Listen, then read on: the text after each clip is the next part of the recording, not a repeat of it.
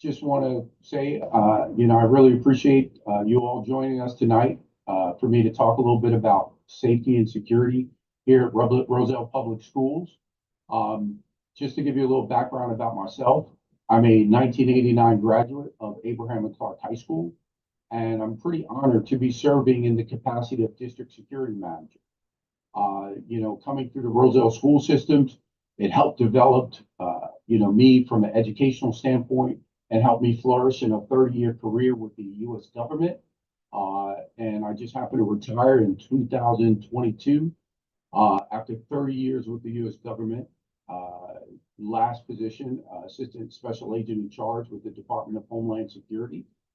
And I've been here at the Roselle school system now. This is my second year.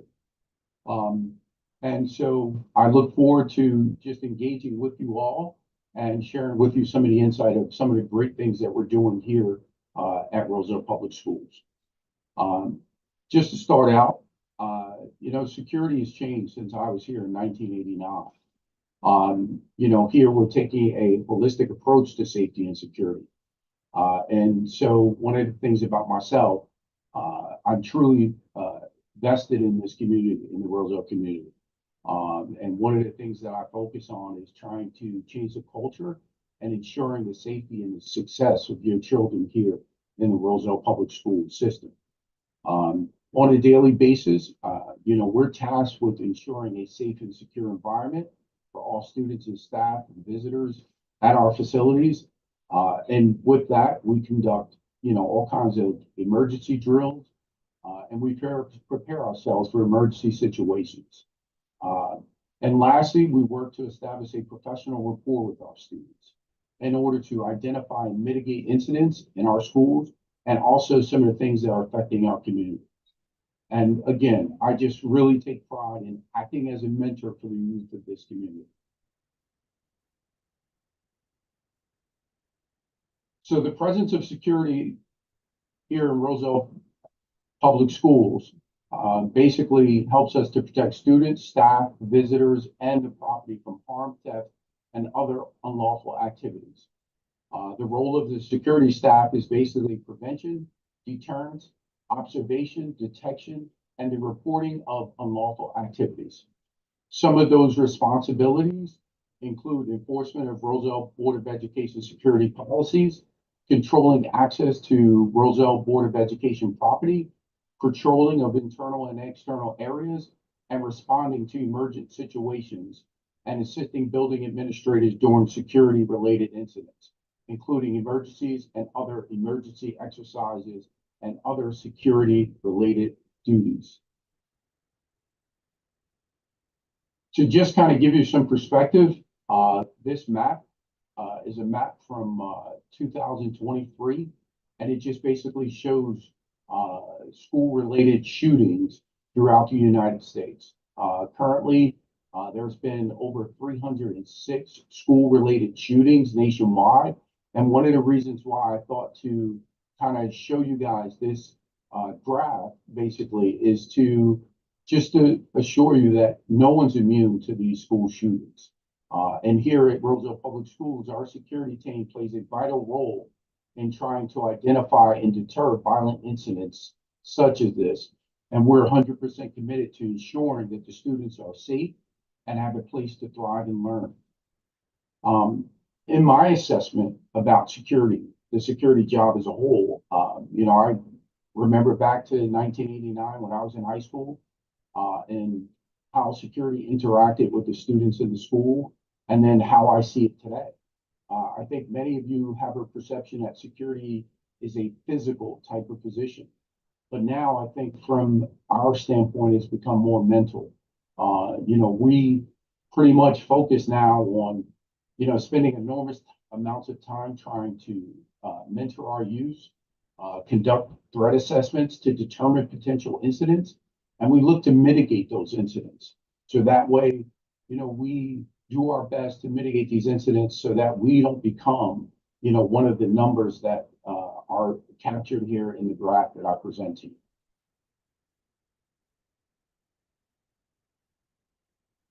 Just a little bit about safety and security, an overview. We have some enhanced safety and security programs. So one, we've established security policies and daily protocols. And some of those policies include visitor check-in kiosks. Our security guards are monitoring halls, throughout the day. They're also conducting surveillance of those buildings in which they occupy, internal and externally. And we also do physical assessments in order to coordinate and respond to building emergencies, and also to lead in emergency drills so that we're adequately prepared for any kind of emergency situation. And one of the things that we focused on is we developed a district safety and security plan. It's a very comprehensive plan which outlines our responses to emergency situations, which include our emergency red book, which is basically our to-go book for our administrators to be able to grab on the run and be able to quickly identify, what to do in certain emergency situations that I'll talk about a little bit later. It also outlines evacuation plans. It gives us detailed maps of our evacuation plans, including the routes that we take and the locations that we will evacuate our students to in case of an emergency.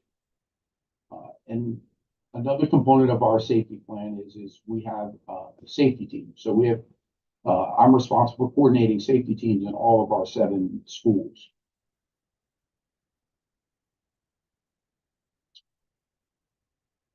So when we talk about our safety plan, one of the things that everyone needs to understand is that school safety is a shared responsibility.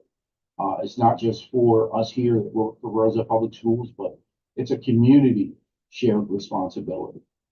We've always been serious about preparing for emergency situations here at Rosa Public Schools. And in an emergency, the first and foremost concern of every staff member here is the safety of the children that are in our care. And that's one of the reasons why we established this district-wide safety plan. And even with the district-wide safety plan, we also have building-level emergency response plans for each building in the district in order to also respond to emergent situations. Some of the emergencies addressed in our safety plan include criminal offenses such as bomb threats, kidnapping, any type of violent behavior, national hazards such as severe weather, environmental hazards. It could be exposure to hazardous materials, it could be fire, explosion, anything. We also have contingencies for medical emergencies, including serious contagious diseases, accidents, or illnesses of a student or staff member. And these drills are mandated by the state, and they're also federal requirements when it comes to these drills for emergent situations. Another highlight of our safety and security plan here is that we focus on hiring trained and qualified security personnel. Our security personnel have went through various elements of training, including restraint training, crisis prevention training. All of our security officers here are certified by the New Jersey State Police and their security officer registration program. And each of them annually are certified in CPR and AED. And they also receive training in our Verkada, which is our state-of-the-art camera system, and also visitor management system, which I'll go to and talk about a little bit later on in the presentation. And then this year, we also implemented vector training for school year 23-24. And what vector is 7 different modules of safety and security training, which are mandated for each of the security officers to partake in once a month. And some of those courses include active assailant preparedness, crime prevention through physical security, crowd management, safety basics for security staff, school intruders, school violence, and also identifying and addressing, various things, visual weapons, and also additional training that we do, search and seizure and things like that.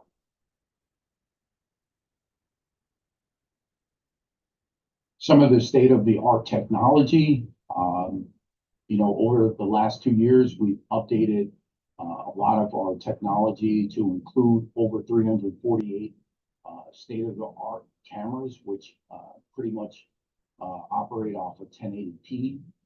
These cameras have facial recognition, and they also interchange with our visitor management system. So we're able to actually remotely unlock and lock our doors. We can actually, remotely view these cameras. And then we also have environmental sensors in our bathrooms. What we try to do is deter our students from vaping in our facilities. And so if you look at the picture here, the top picture shows one of the environmental centers that the kids kind of defaced a little bit. They threw some kind of noodles and tissue and everything else out. But one of our focuses here when it comes to vape sensing is it's not about, and I tell the kids this, it's not about an I got you moment. It's more about like, okay, hey, what can we do to help you? Help you as far as, ingesting that harmful stuff in your bodies. And we have programs here that we've put together to help our students when it comes to, vaping, marijuana usage, tobacco usage, and other things. We've also updated our doors here at Abraham Clark High School. If you ride past the high school, you'll notice we have some bright red doors, and those doors now are accompanied by bulletproof or bullet resistance glass. So that's one of the new updates that we have here at Abraham Clark High School.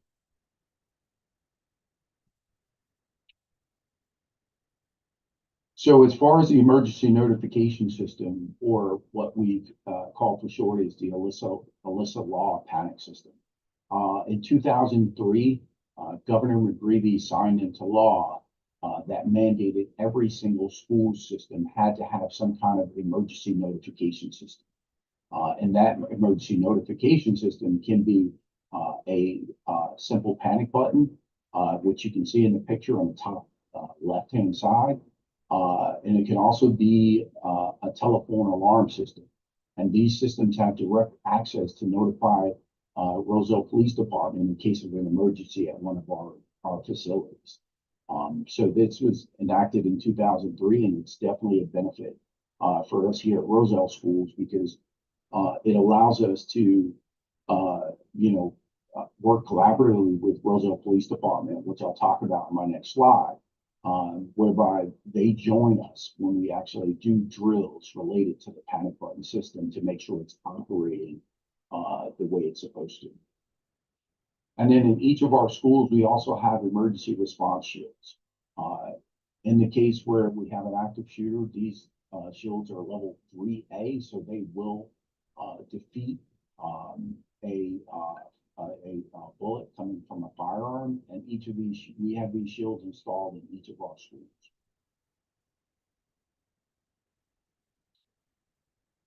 So over the past year, we built a great relationship with the Roselle Police Department.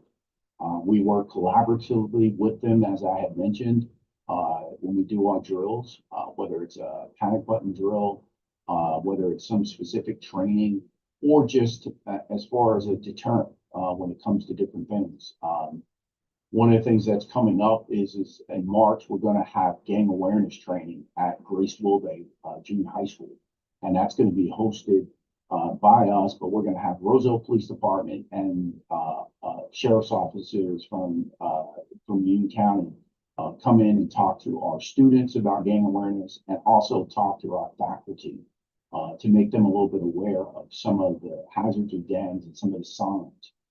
Because what I've noticed more and more in my position here over the last year and a half is that our kids are definitely being exposed to gangs. So we need to know a little bit more about, what gang activity looks like, what signs and things to look out for.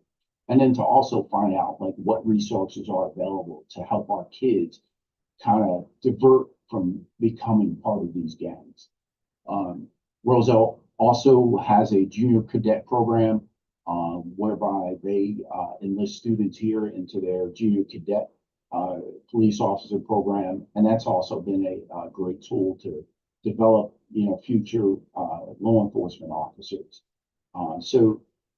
The relationship that we built with Roselle Police Department has been just outstanding, and we continue to foster that relationship.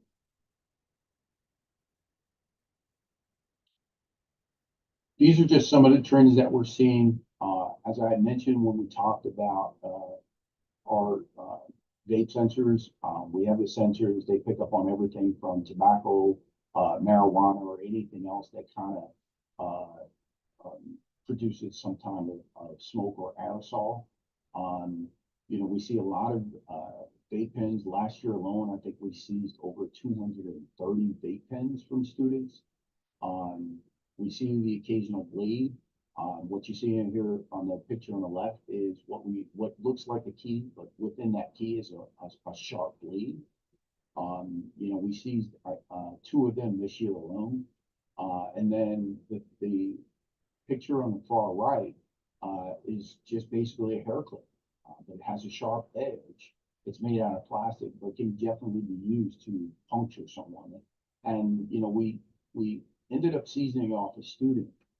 We don't believe there was any intent to do anything, but my staff here is trained that if they during the course of their interactions with the kids or our searches in the morning when they come in, if they come across any kind of pointy objects that could be used as a weapon, we will actually seize those, and we will retain them. And in the case of a hairpin, if the parent wants it, they can reach out to me. We can return it. But in case of like blades, knives, and things like that, what I do eventually is I'll turn them over to the Roselle Police Department for destruction. And as I had mentioned when we talked about vape pens, I can't say it enough. These things are harmful. The law says that anyone over 18 should not be using marijuana or possessing marijuana or tobacco. We see a lot of it inside and outside of our schools, in our communities. And one of the things that we like to do here is take a collaborative approach to trying to help students and deter them from using these hazardous substances. So we have counselors and staff on hand to assist in all these key areas and kind of give the students exactly what they need in order to deter them from utilizing these foreign, these hazardous substances. So as a couple takeaways and some of the things that you can do to kind of help us out here when it comes to safety and security of our schools. One, when you're visiting our schools, we need you to kind of be patient with us. We have visitor kiosks. We need you to follow the visitor login procedures, follow the directions of the security staff, and just be patient with us. We're here, we're inviting. We want to make sure that your children are protected. And so we have these things in place in order to ensure that. So please just be patient with us when you visit any of our facilities. The safety and security of our children, of this community, as I mentioned, it's a community-wide effort, and it's of the highest importance to us here at Roselle Public Schools, including security, our staff, and everyone else that works here. Another takeaway and how you can help us is pay attention to your child. Observe their behaviors, watch their interactions with you, with friends, with others. Many times their interactions and their behaviors are indications of some things that I'm going to talk about now, including, drug use or them involved in any type of gang-related activities. So some of the things that you need to kind of look out for when it comes to drug use is like shifts in moods and personality. You got to watch them when they become uncooperative, or now they've developed a pattern of becoming hostile and angry. Look for behavioral changes. Again, change relationships with family, friends, things like that. One of the things that we really focus on is absenteeism in school. And then we see their grades falling. That piques our interest. So then we like to sit down and talk with the youth to find out what's going on. Same thing you should be doing. Look at, why they may have lost an interest in school. And then also, work or other kind of activities. A lot of times kids that are using drugs, they like to chew gum and mints to kind of cover up their breath. So just another, kind of sign to kind of be aware of. And then also they like to use, like Visine, to reduce the red eye. So, if you start seeing things like that, lighters, outside of the usual things, these are some of the things that you have to be aware of. That could be a sign that your child might be utilizing some kind of drugs. Also, the common things are the smell of smoke or unusual smells on their clothes and things like that. Burn spots, on their fingers, lips, and then also like track marks, a key indicator.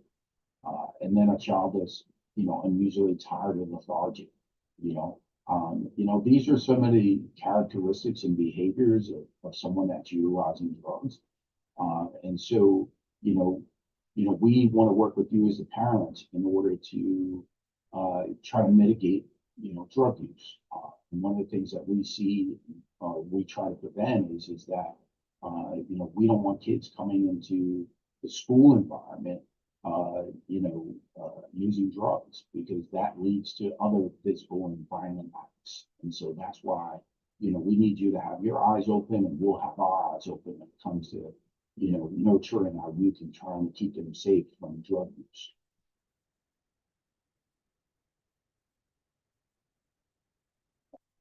Another big thing that we see now in the community is gang activity. So some of the gang related behaviors, and I've seen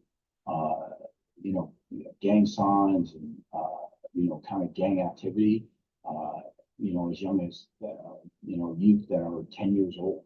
So I mean, we have to start looking at our children now and really paying attention to some of the different gang related indicators and try to, get ahead of the curve and see if we can get them some assistance and kind of, shield them from that gang related activity. But a couple things that you want to look out for is like, sudden changes in clothing worn by your teen, especially if they're wearing the same colors. Some of the common colors are reds and some of the other common colors are blues. If you start to see a lot of that, something to kind of look out for. Just another telltale sign, look out for, who your teen's friends are. Have they changed a majority of their friends in the last 6 months? And kind of, do you know anything about those friends? Have those friends started to get them involved in some, kind of illegal activity? Those are kind of things that you have to start to look at when it comes to gang-related behaviors. And most kids, when they're getting involved in gangs, show a declining interest in school, including dropping grades, and then they refrain from extracurricular activities. So just another telltale sign that you want to look out for. When it comes to the next one, relatively large amounts of money with no clear explanation, that can be gang related, and that can also be drug related. They could be involved in, the distribution of, drugs in order to, one, maybe support their drug habit, or two, to support their gang related activities. So that's something else you might want to look out for. And then also run-ins with the law, the police, and other authority figures. Growing up in this community, the folks the kids that I hung out with, we always kind of respected them. Me personally, I was always scared of the police.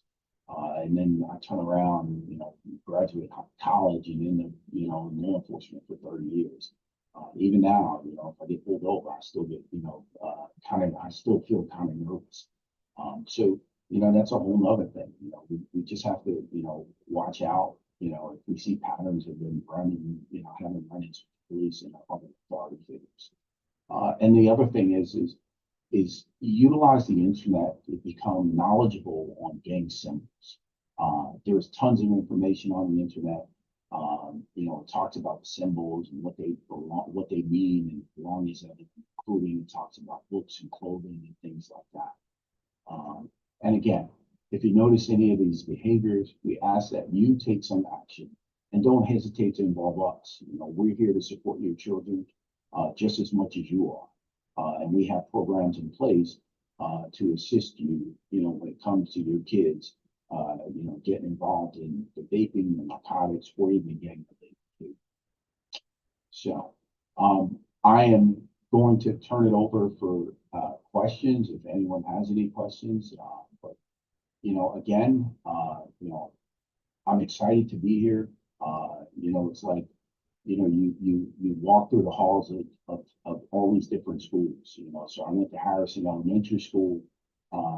LB Moore is what it's called now, but I went to Locust, and you know now, you know, again I went to high school, and now I'm back. So I came full circle, and my focus is to do whatever I can to kind of give back to the kids in the community, to kind of change the culture, you know, to provide mentorship and let them know that there are resources out there. And you know, also let them know, like, look, a kid from Roselle can actually make it big, can go on and do some great things. You know, some of us make it to the NFL. You know, some of us make it to the major league. Some of us make it to the NBA. Some of us become prominent law enforcement figures. And so that's my focus when it comes to our youth. So I'm going to open the floor up for any questions.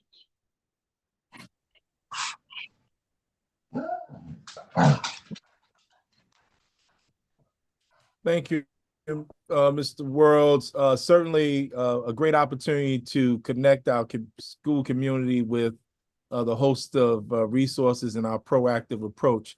I did bring some of our participants from the pool onto the side to, if they want to come and ask any particular question. We have a couple of folks that are on. Here's an opportunity to connect with Mr. Worlds directly right now. He's provided that information. But this is just one of the many opportunities where we want to assure the community that we have some proactive strategies that we're using across the entire district to keep our schools safe. Certainly the opportunity, any questions, feel free to come off of mute. I think I've given that ability to come off mute.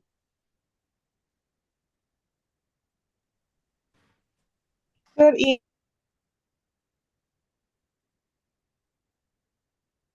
I think you went back on mute, Michelle. Oh, there you are. Can you hear me now? Yes. Yes. Okay.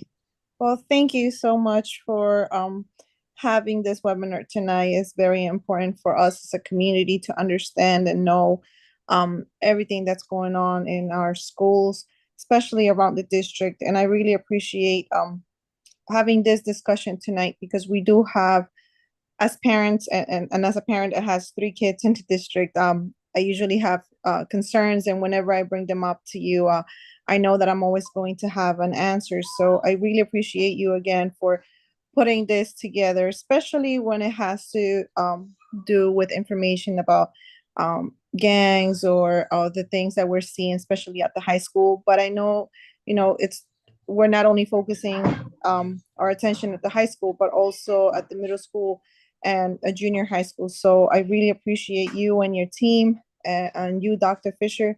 Thank you for everything that you do. Just wanted to let you know. Thank you. Thank you. Thank you, Ms. Chavez. Do we have any additional questions out there before we sign off this evening? I'm just curious. Can you hear me? Yes. Yes, we can hear you. All right, I'm Leslie Woody, board member. You were talking about gang symbols. Can you sort of give me an idea of what the most common ones would be? So the most common colors, I'm going to say, are Bloods and Crips. So Bloods, you're going to see red, and Crips, you're going to see kind of a royal blue. Gang symbols are kind of hard to explain because, you know, they're, you know, different types of gang symbols related to each particular gang. But I can tell you the internet is a tremendous resource if you want to get familiar with some of the gang symbols. And then also on March 20th, as I mentioned, I'm going to have Roselle Police Department and some law enforcement officers from Union County come into Bracewell Day and talk about, gang awareness. And they're going to talk about the different symbols that they're seeing throughout the Union County area. So that could be a great opportunity for you to join our faculty to hear about it. Thank you. Just a quick question about the gangs. Predominantly, what, not the colors, but like the gangs that we probably might see here in Roselle or around us, which ones should we look out for, or at least, for us as parents to be aware, that might be surrounding our area? Right. So what we've seen, the gangs that we've seen here, and I can tell you specifically in our schools, we've seen the Bloods.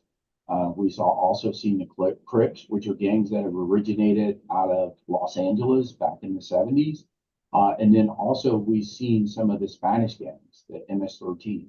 So we've seen, some of their insignia, throughout the township. So again, that's why I invite you all to come in and kind of listen to, the county officers come in and give you a full perspective, on the gang activity. It only, here in Roselle school system, we're only seeing like the tip of the iceberg. I'm quite sure there's more gangs. There's different subsets of gangs. So there's a whole in-depth presentation when it comes to talking about gangs. Thank you. Well, that being said, I don't think we have any additional questions going on, but you do, for those who are here. Just again, we want to thank Mr. Worlds for sharing out with us. As you can see on the screen, his contact information is available in case you want to reach out to him to just ask a clarifying question, better understand happenings of school safety in general. So thank you, Mr. Worlds, and thank you for my guests who joined us this evening.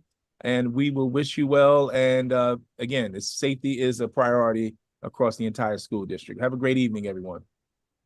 Thank you. Thank you, Dr. Fisher.